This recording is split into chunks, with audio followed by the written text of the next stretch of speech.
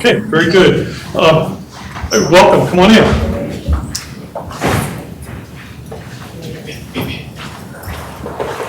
Come on in, you're welcome. Hi folks. Many of you I know, many of you may recognize me. I'm Hank Lynch. I'm the CEO of Reston Association. I have the good fortune to have this position and work with a wonderful group of people in a wonderful community.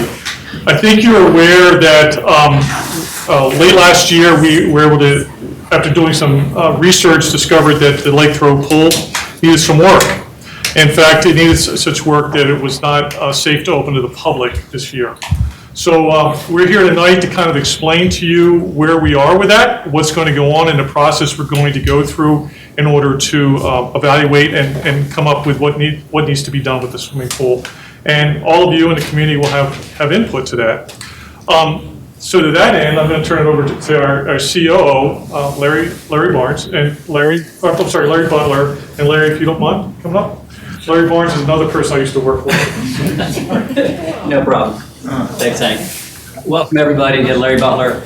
And I just want to touch on a couple of things here. There's a sign-in sheet going around. Oh, Will is actually parading around. So if you're, please go ahead and sign up. And most of you, or a lot of you anyways, are already on the sign-up list and have probably gotten updated emails. But please go ahead and do that so we have a complete list. Also want to welcome, we have some board members in the audience. I think we've got John Mooney, Tom O'Karen, Karen Anton. I saw Julie Bitzer a minute ago. Where's she? Oh, there she is. Okay, we've got some other staff here as well. I want to, Willa Whitaker, who runs our pools, Laura Kowalski, our Director of Recreation, Chris Shoemaker, who runs our capital projects. Did I miss anybody? And then we have some folks from Kimley-Horn. I'm going to let them introduce themselves when they get up, although I'll introduce Jeff because he's going to do the bulk of this presentation. So what I want to do is talk about the project schedule. Many of you were at our earlier meeting in November, and tonight we're going to go through the existing conditions, kind of the opportunities and constraints of the site. That's what Kimley-Horn has been working on since that initial meeting, and they're going to present a lot of detail about that this evening. And yes? Sean was asking me if the mic's on. I said, I'll tell you what I'm going to do. Can you hear me back there all right though? Yeah. I'll go ahead and try this because Sean wants it for the recording. He's always telling us. So after this, we're going to get input from you all. You can see we have these boards at the back, so we have a fun and engaging exercise for the second half of this meeting. Then Kimley-Horn is going to go back and do some initial program development from the feedback we get tonight. And then we don't have a date set yet, but in mid-March, we'll have another meeting that everybody will get notice of, and we'll be advertising RA News and so forth. We'll come back and share the results of all the work that we do tonight with some initial kind of program concepts, program ideas. And then beyond that, we'll kind of whittle that down into a final concept plan development and program plan. And then our hope, if this goes according to plan, we will present it to the Reston Association board in May at their May 28th regular board meeting, and then in June 16th, take that concept to the design review board. Because we don't want to get any further with respect to engineering, design, and so forth if the community and the design review board, who actually has to approve that concept, don't agree with it. So those are two kind of milestone pieces that we have to get through. And then for tonight, look at that, we've already taken care of most of the first part. I'm going to turn it over to Jeff Holzer here from Kimley-Horn, who's going to go through the site analysis and again, the opportunities and constraints, when that's the existing conditions presentation.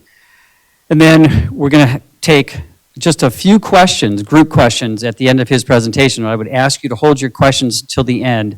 And then we're going to take a very short break, and then we're going to get back together and we're going to spread out and share some ideas with one another. And so with that, I'm going to turn it over to Jeff. Thank you, Larry. Hi, everyone. My name is Jeffrey Holzer. I am with Kimley-Horn and Associates. First off, I just want to thank you guys for showing up tonight. It's crucial for the community to get involved in things like this, so we appreciate your attendance and taking the time out tonight. And thank you for hosting us for this presentation. So to start off, tonight's objective, number one, I'm going to be going through this inventory and analysis. We're going to be laying out what is out there and what are we dealing with as we look at the opportunities and constraints of the site. And then the second objective, the most important part of the evening, is hearing your guys' priorities and your feedback on what you want to see out there. And we're really looking forward to taking that, moving forward with it in the next part of the project so we can create something that we all truly love. So just to wrap everyone their mind around where we are, we're looking at the Lake Thoreau Pool. It's on the corner of Sunrise Valley and Upper Lake between two of the local communities.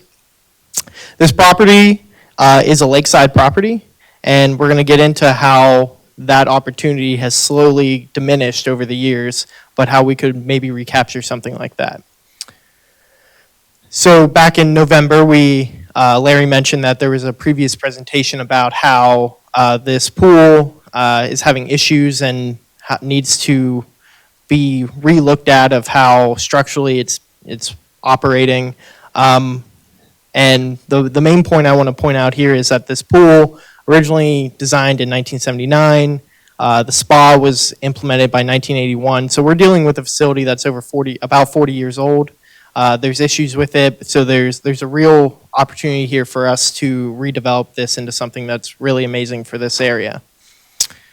As I go through the presentation, there's 4 key elements that I'm going to be highlighting, and those are the elevation that we're going to be dealing with on the site, access for the users of the site, the different environmental factors that we're going to be looking at and some of the opportunities associated with those. And then, of course, the fourth is utilities and some of the hard technical aspects that we need to handle as part of something like this. So starting off, number one, elevation. We're dealing with a site that has over 20-foot elevation change from its highest point down to the lakefront point. And with a width of about 200 feet, essentially we're dealing with a lot of elevation here.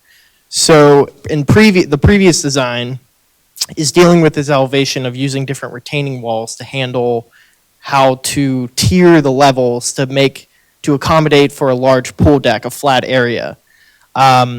So that's something that we can look at as we continue forward. But the highlight of this point is the large shaded green area that you'll see on the map. So this is what is known as the RPA, the Resource Protection Area. So this area, I'll leave it on this so everyone can identify it. So this area was established, a ordinance was established for the RPAs in 1993, which essentially means that areas around water bodies such as streams, lakes, that filter into the Potomac and then filter into the Chesapeake Water Bay watershed, these areas need to be protected to reduce pollution and sediment. Because this pool was developed in 1980 prior to the ordinance, as you can see, a majority of this site is developed within this RPA, and the new ordinances stipulate that you're not supposed to be building in this land area. So, with that being said, as we continue forward, we're going to need to be meeting with the county as regard to this, and essentially the rules that we got to kind of follow as part of this redevelopment is, one, we're not allowed to encroach any further to the lake than we already are.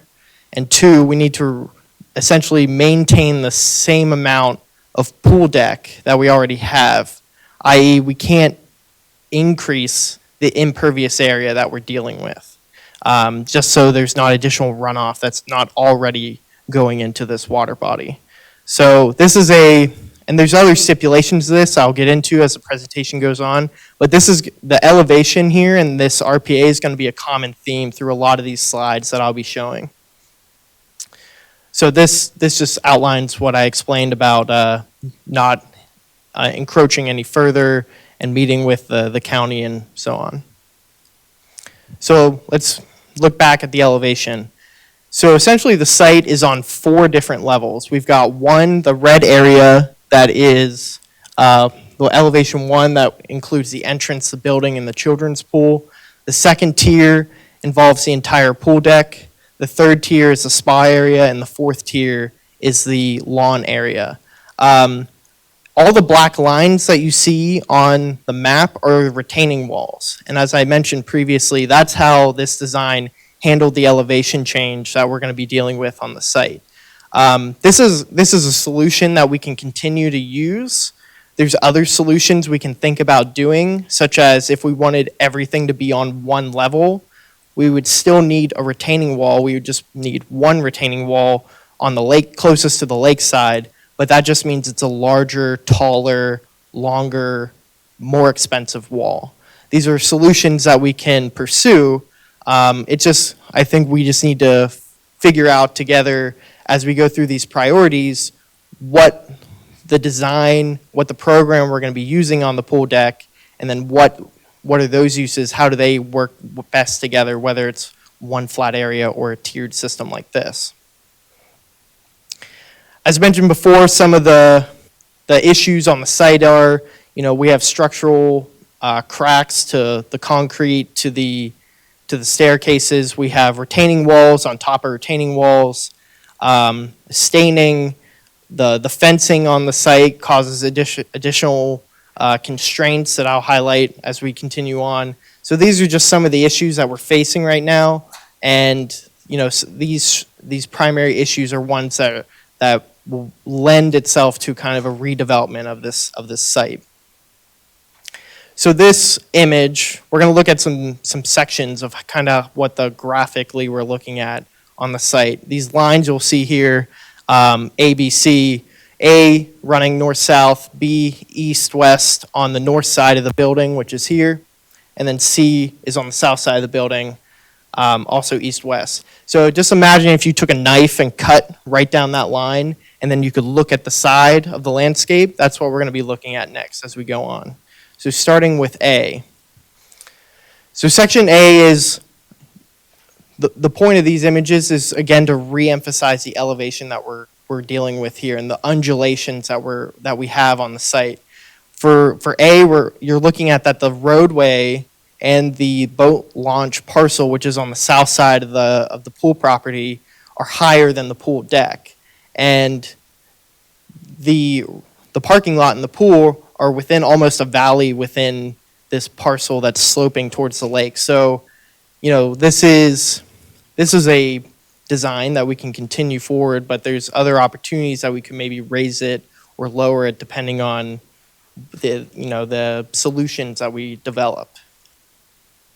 When we look at B, section B, east-west on the north side of the building, these are the most dramatic elevation changes that we see on the site. The west side of the buffer, that's where the 20-foot elevation change starts from the water level.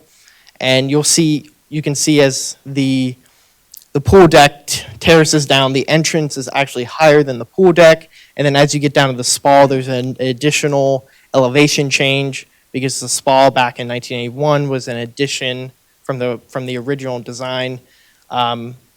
So again, this elevation, just re-emphasizing, it causes other issues, other constraints that we need to focus on and lend ourselves to figure out how we can handle these best.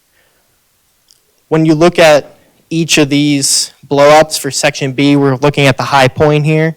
The RPA line that we originally spoke about is almost to the complete entrance of the building. So we're dealing with a lot of this site within this RPA, and we need to be very mindful of how we handle the development within this area.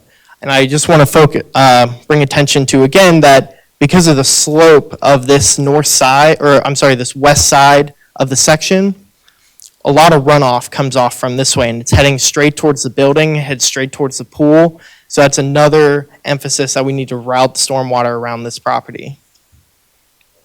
Looking down at the low point, so we have a retaining wall that separates ourselves from the small little trail area that runs right along the waterfront and the retaining wall. So this small area is approximately 7 feet wide. It has an existing utility easement running through it. We have a sanitary line, and we believe power also running through this.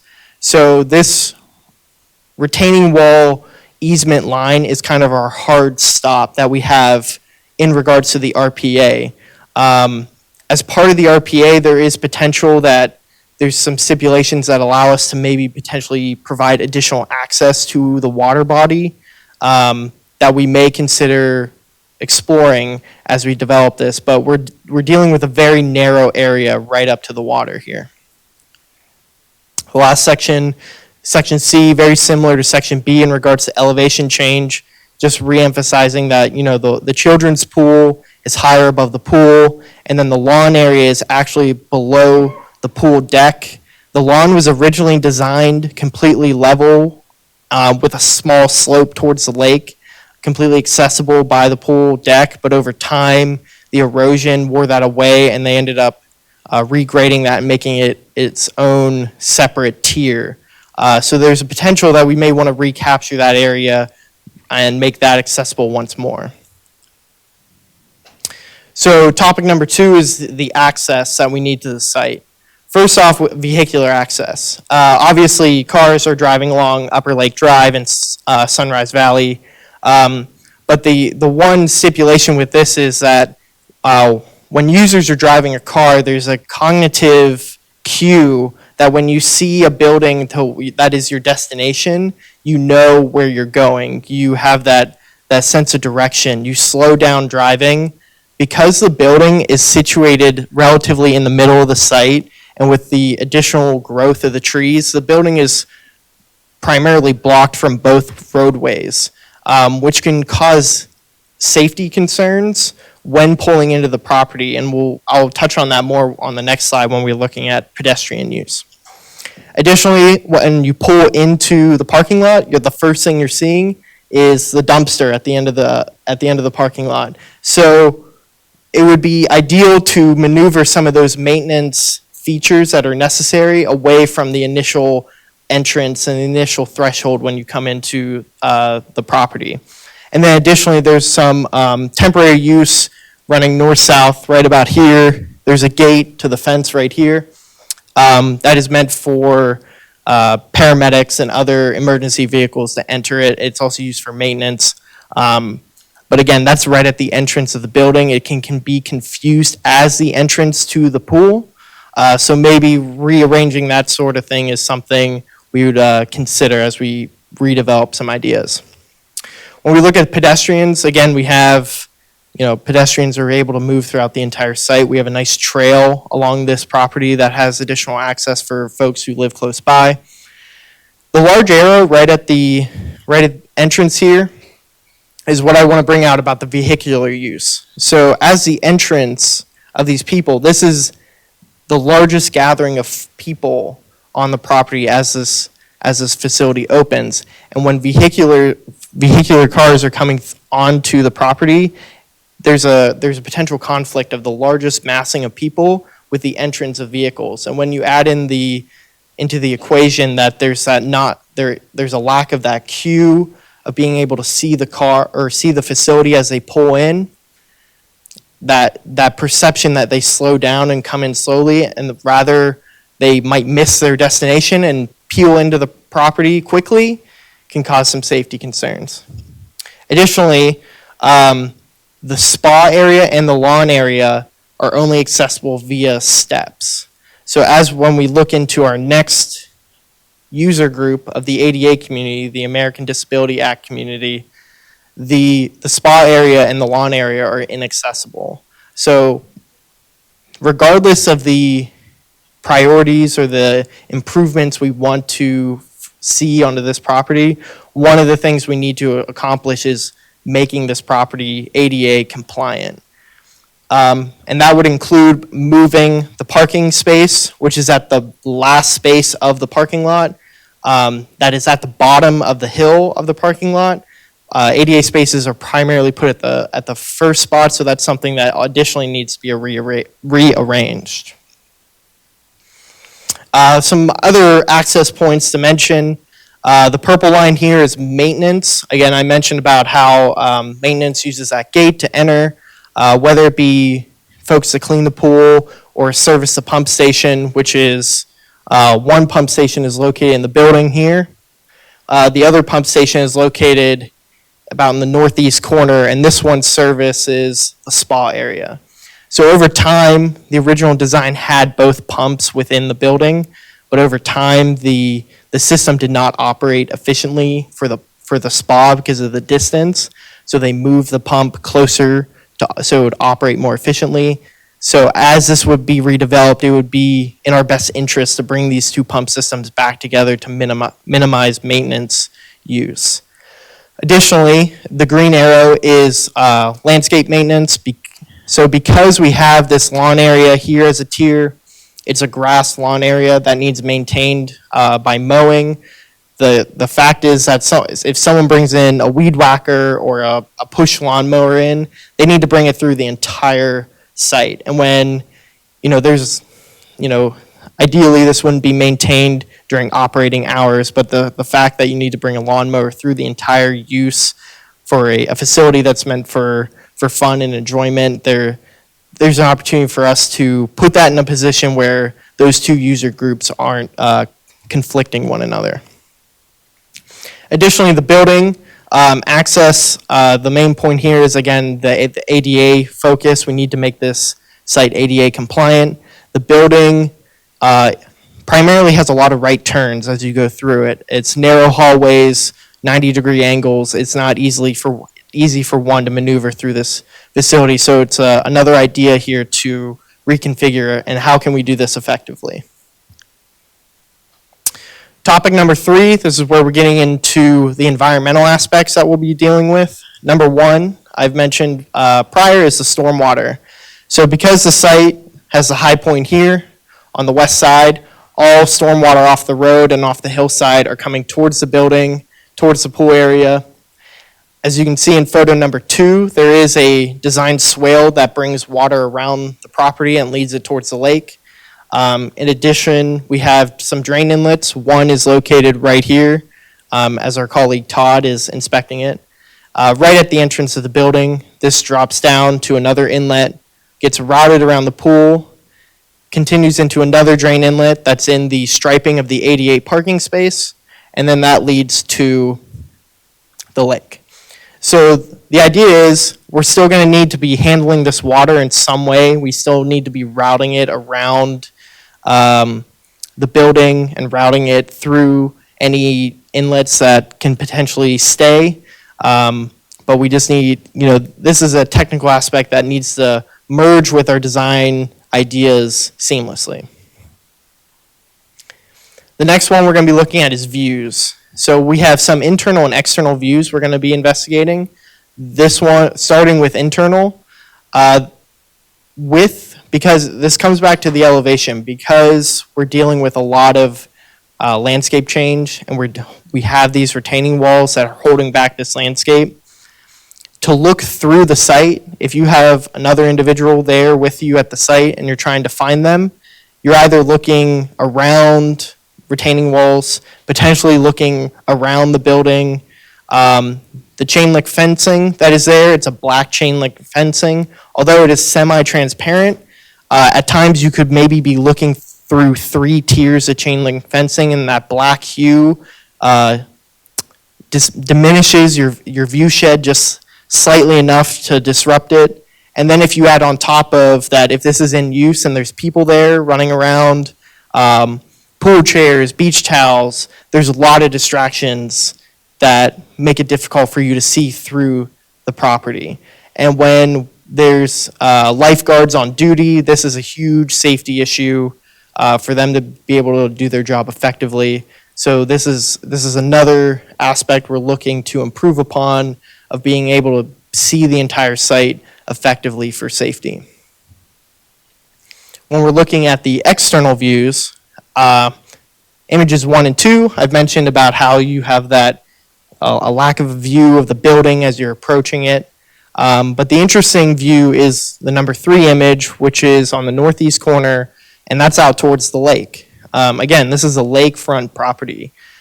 The original design had this as a clear view out onto the lake. And then over time, because of the natural growth of trees, this view shed has been disrupted just by the branches and some invasive species that have grown up.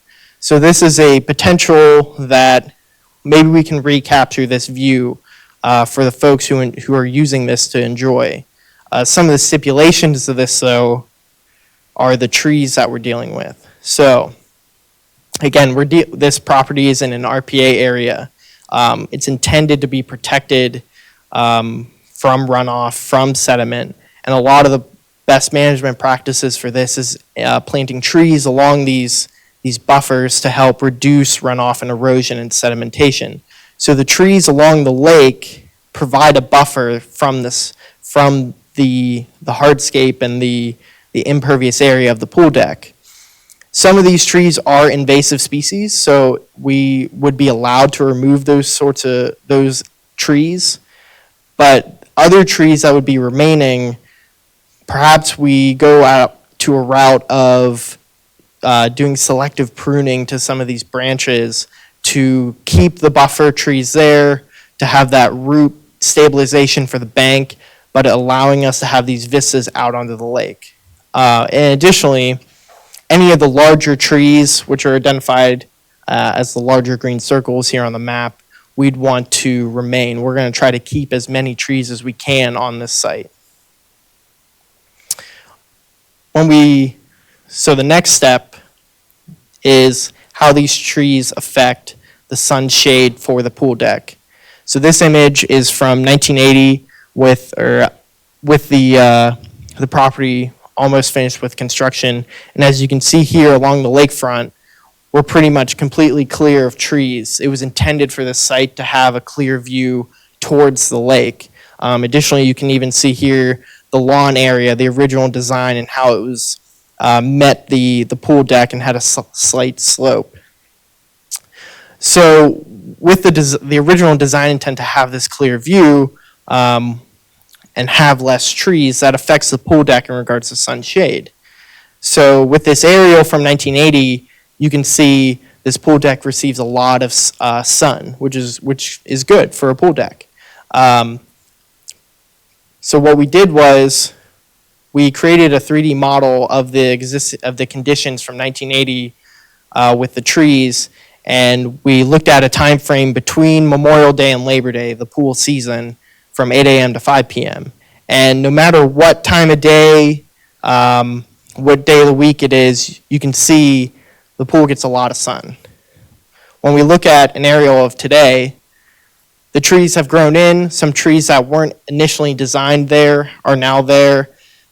This aerial alone shows that we are dealing with a lot more shade on the property. When we compare it to a 3D model of the existing conditions, in the morning, the east side of the pool deck is completely shaded, and that throughout the course of the day, south and more of the west into the afternoon receives more shade. So this is a balance that we want to have. As you formulate kind of these priorities, as we move into our next portion of this evening's activities of what you want to see on this property and this redevelopment, if this is one of them, you really want shade, for example. Well, if we need to affect some of these trees because they're invasive species, those avenues that we can pursue, such as structures or other means to provide that shade. So it's a matter, there may be a matter of a compromise between how much sun and shade we will be able to have for this property. The fourth point, and we're close to the end here, the fourth point is the utilities. This is the aspect of it that we will have to deal with no matter what. We have some electrical transformers on the north side of the property that service some of the street lighting as well as the building. We'll need to further investigate how to bring that electrical lighting into the property. Again, I've mentioned the drain inlets and the routing that they have. There's a drain inlet here that runs directly down to the lake from the street side. Again, we need to be mindful of how we're going to be managing water and moving that throughout the site. And then, of course, there's some additional utilities that will keep us from encroaching more upon the lake. This line here is the sanitary power easement that we need to maintain. So these aspects are ones we're going to have to further develop. And no matter what ideas we come up with tonight or over the course of a couple weeks, These need to be functional designs that can handle and, seamlessly work together with some of these utilities we need to include. So to close here, I have a quick summary map to highlight the main points of our discussion tonight. Some of the main features and constraints and opportunities that we're dealing with. The number one is the elevation. The retaining walls on the property, there's a lot of them. It's a tiered system out there. Is this something that we want to continue to use? Again, with the RPA, the entire property is essentially within the RPA. We need to be mindful of our actions and not further develop this than we already have. With the elevation comes access. How are people using this, especially the ADA community? We need to make this ADA compliant. The maneuvering of water and the other utilities on site. And then, of course, there's a balance between sun and shade that we need to investigate and develop. So with that concludes the opportunities and constraints. These are, like we said before, this is just to bring a framework of some of the priorities that we want to hear as we move forward. These are things that we'll need to be mindful of and develop these ideas. But none of these constraints are something we can't work with, and there's great potential for us to come up with creative ideas of how to solve these solutions. And we're excited to hear of what you guys want to involve and want to include in this. So for the next 10 or 15 minutes or so, we'd like to field any questions you guys have for us. Yes, ma'am. Pool needs to stay basically what it is, or is that up for grabs? The pool itself, Uh-huh. the dimensions of that could potentially change, but essentially because of the RPA stipulations, impervious area is what cannot increase. So, right. So, but if there is a potential to come up with different shapes or size of the pool, but as long as the impervious, if we included more lawn area, that could affect the size of the pool, for example. There's flexibility of what we could be doing with this. Yes, ma'am. Yes, the number of parking spots, is that mandated, required, or what is the situation with parking? The parking there is bad because there's a limited amount of parking now on Upper Lakes Drive on that far side by the whatever that community is there. Sure. So there are some parking ordinances in place for Reston. The parking situation was originally designed in 1980, so the parking may have been different back then. But we'll bring this up to code as best we can, and with the constraints that we have for the site. Parking lots like to be in flat areas. We don't have a lot of flat area on this site, so we'll have to be a little creative with how we fit that in there. But if we can increase the number of spaces, we would like to pursue that. Yes, sir, and then the sir in the red hat. There's one who has a handicapped spot and having him park way down by the dumpster. It would be nice if he had the ADA compliant or the handicap spot straight up from the gate there. Yeah, absolutely. Any ADA design has the handicap spaces as close to the building as feasible, and that will be required of us as this as well. Rooms down, because looking at those and looking at Glade and Hunter's Woods, comparing them, there's no comparison. You can barely fit in there. Mm-hmm. Yeah, if we want to improve all the facilities as best we can. So if we're going to redo the pool, we're going to redo. It'd be great to be able to redo the building and redo the parking and everything, so all the amenities are improved. Person in the red hat, and then we've got 4 right in here. We'll start in the front and work our way back. So how long do you estimate the entire project will take from, review, design, review, approval, demolition, construction, and then do you plan to keep the pool closed between the time of through this whole review process? Obviously, if you start taking apart the pool and the buildings, it's not usable, but can it be usable up until the point that demolition starts? So to answer your first question, kind of the time frame we're dealing with, the DRB review would be happening in June, and that's just for a concept plan to be approved. And once we move past that, that's when we need to get into the construction drawings so something can be done. Those may take a couple months to draft and get that approval process going, and then to have that construction going forth, I would say at least a minimum of a year time frame is realistic of going through permitting and drawings and construction as well. Because of some of the structural issues that are already existing on the site and having the pool previously closed the year prior, I would say those safety concerns haven't gone away. So I would assume that the pool would not open while these safety concerns are in place, and then in theory, it wouldn't open again until the construction would be finished.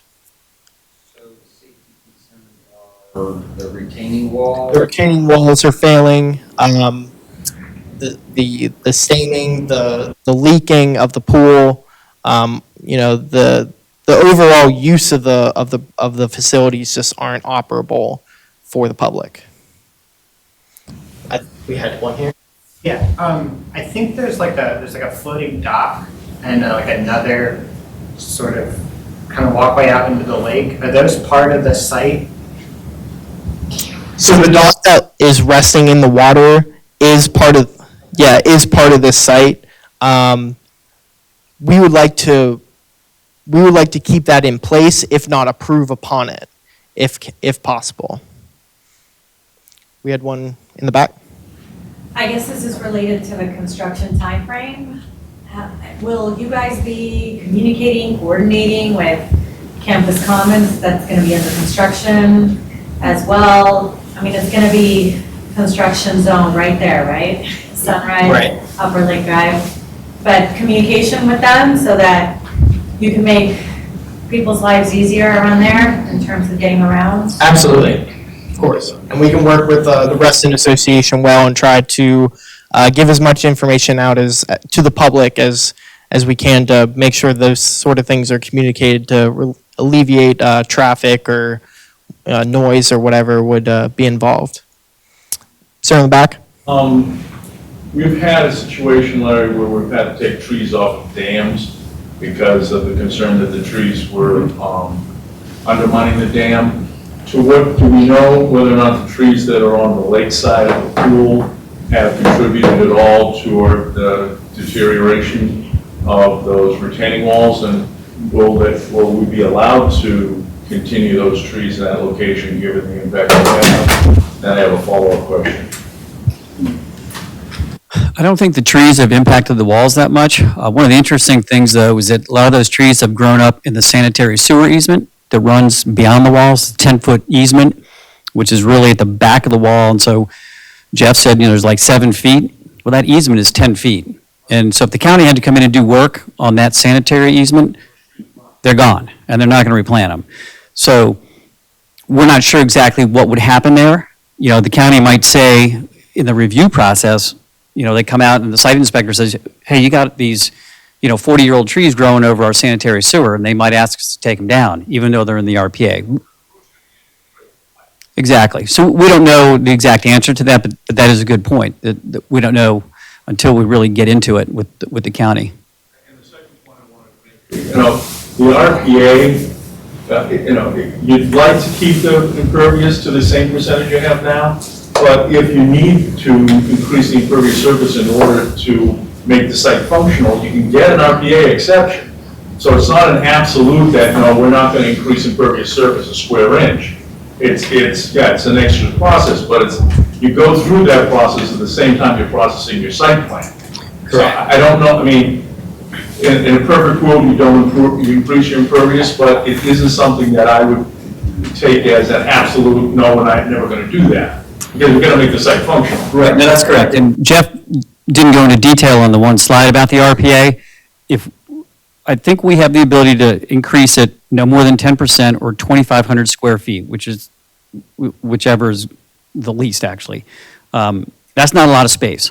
So we have a little bit of flexibility, but what I think we would have to do there, we'd have to do a water quality impact assessment, apply for the exception, go through to the exception committee. So there's a lot more hoops to go through to do that. So, until we get into sort of the program elements that we're going to start discussing tonight, we're not sure where that will lead us, but that certainly is an option. When you looked at the RPA area, there's a section from facing the lake to the right, there is a clusters property that goes down to their docks. They're floating dock with their hand-carry boat rack. So have you taken into consideration what impact you might have on them? We have not, in part because we don't own the property. I don't want to make any assumptions, nor have I suggested Kimley-Horn make any assumptions. What Julie's talking about is this parcel here, which belongs to Winterport Cluster across Upper Lakes Drive. And so this is their boat access. And actually right now, and this was done before we took ownership of the pool property, this was done by Reston Land Corporation, they actually encroached somewhat on that property already based upon the field reconnaissance that we've done.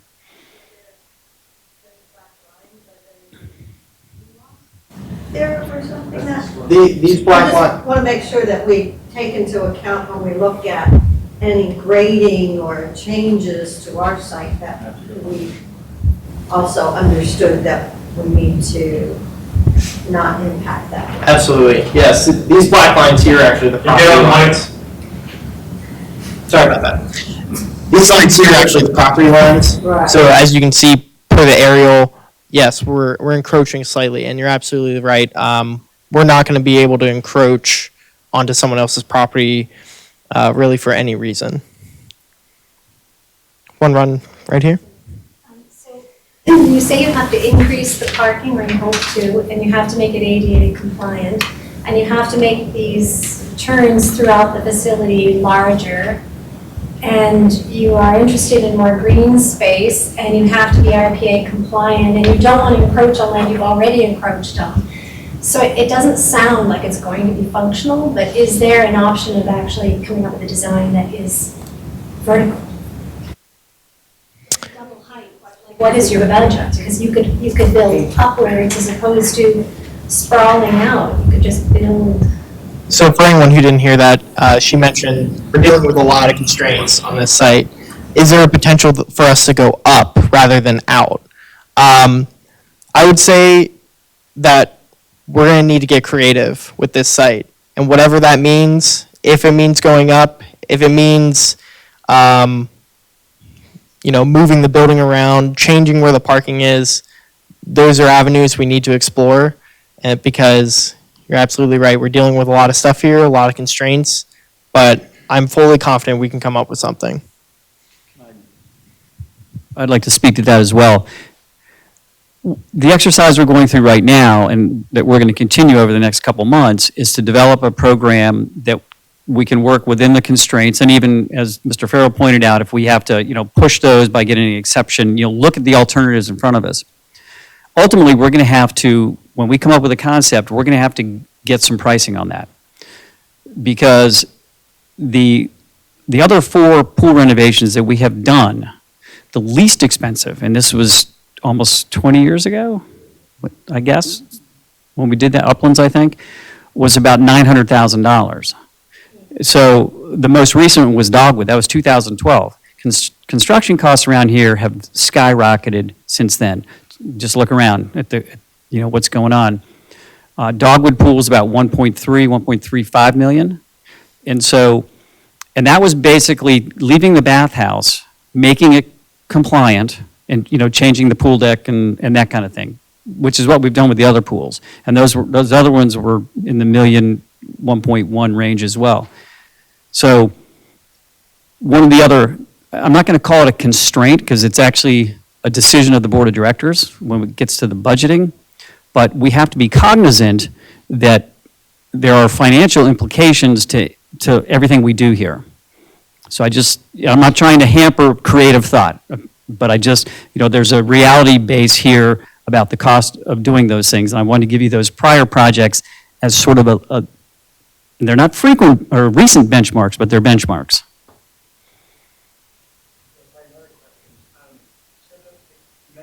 Retaining walls and it's been 40 years. I don't know about retaining walls. Is there anything that you guys can share? Was that expected lifespan? Are there new things with retaining walls happening now? Can you just talk a bit about the retaining walls? Well, Reston Land Corporation, Gulf Reston, its predecessor, they used a lot of timber retaining walls. And the fact that these have been in 40 years and haven't failed more, I'm quite surprised. We got 3 more. That gentleman, and then John, and then we'll take this gentleman's, and then we're going to... Yeah. Then we'll take a quick break, and then we'll come back, and we'll reorganize ourselves for the next activity. Can you go back to the slide that had the content? I think it had something about the exception and easier paths and harder paths, and just go over that one more time for us? Yes, absolutely. Now that we've seen everything? So the easy path is basically outlined describing the points that I mentioned about how not encroaching further and keeping about approximately the same amount of impervious area. The difficult path is if we don't receive waivers from the review board that investigates each site that goes through this process, we're going to need to look at doing wetland delineations, water quality assessments. So again, this, it's a more difficult path, but as Larry said, it's more just hoops that we need to be going through to get an approved design and a functional design for what we want to be, developing here. And is that wetland delineation, is that within the RPA or is that in addition to the RPA? Yes. Yes. So the RPA is wetland, and the wetland is fundamentally the lake. Yes. Correct. So, that takes, I don't know, I get them done in about 30 days.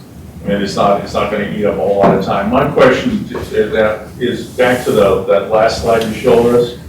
The summary slide? Yeah, the very last one. At number 3, this goes to the question that Julie had. Those black lines that are on the adjacent HOA's open space, are those black lines representing retaining walls? These black lines here? No, right down the That's right there. right. Right there. Yes, those are retaining walls. Okay, and those retaining walls were part of the original construction? Yes. Okay, so those retaining walls have been there for 40 years? Approximately, yes. Okay, so just a reminder, if I encroach on my neighbor's property for more than 15 years, I own it. So I wouldn't lose a whole lot of sleep about replacing those retaining walls in exactly where they are, because they've been there for 40 years. And I think RA at this point probably owns that ground. That is certainly one approach. What I'd rather do is... Larry, you say $500 million? No, I understand. Is there anybody from Winterport Cluster here? Oh, yes. All right. Good. I would rather engage in a meaningful conversation to get that started. But thank you. And I think the gentleman in the red hat, you had the final question? Yes, one of the earlier slides had the Site A looked across section, Yes. and I think there was a loading, that one, boat launch parcel, and I don't remember seeing a boat launch area at this pool. Is that? That's the Winterport property. Oh, okay, so that's not part of the. Yeah, that lane goes directly down into the water, has Yeah, access. I have a canoe there, so I know, but I'm not gonna fit a car in there.